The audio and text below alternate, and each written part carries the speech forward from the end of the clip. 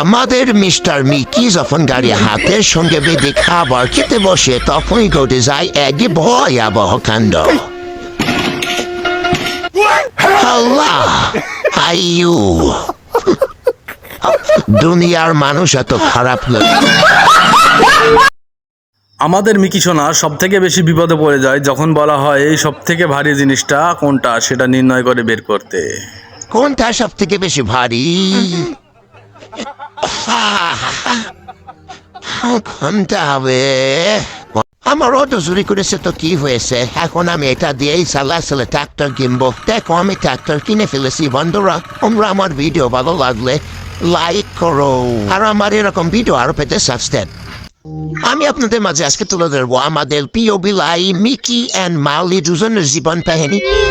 একসময় মিকি এবং মাউলিকে নিয়ে সবাই মিলে হত্যা সমালোচনা করতে এবং পায়াসে করে বলে সবাই তাদের উপর অত্যাচার করতো। একসময় মিকি এই সব দেখে কঠোর পরিশ্রম শুরু করে দেয়, অনেক ধরনের কাজকর্ম শুরু করে দেয় যেগুলোর জীবন রিচ এই ধরনের মারাত্মক রিচের কাজকর্ম করতে থাকে, এমনকি কারেন্টের খাম্বাতেও মাঝে মধ্যে কমায় দেয় এবং পারিশ্রমিক পাইতে থাকে সেগুলো তারা জমা করতে থাকে।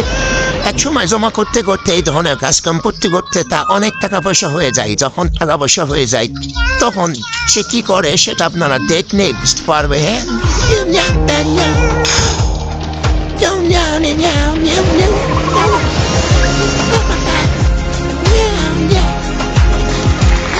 আজকে সে সঙ্গীত সাধনা শুরু করে দিচ্ছে। যারা তাদেরকে নিয়ে থাকতো সমালোচনা করতো তাদের চোখের উপরে বা ধরা আমার ভিডিও নিয়মিত দেখতে আমার চ্যানেলটা অবশ্যই সাবস্ক্রাইব।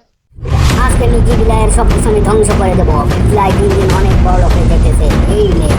এই বান্দির বাচ্চা শুধু তোরে আমি আজকে মারা ফেলাবো।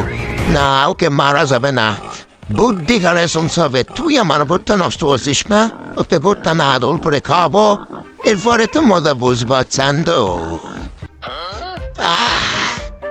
এখন কেমন লাগতেছে? ওটা তোমাকে দিয়ে বানাবো।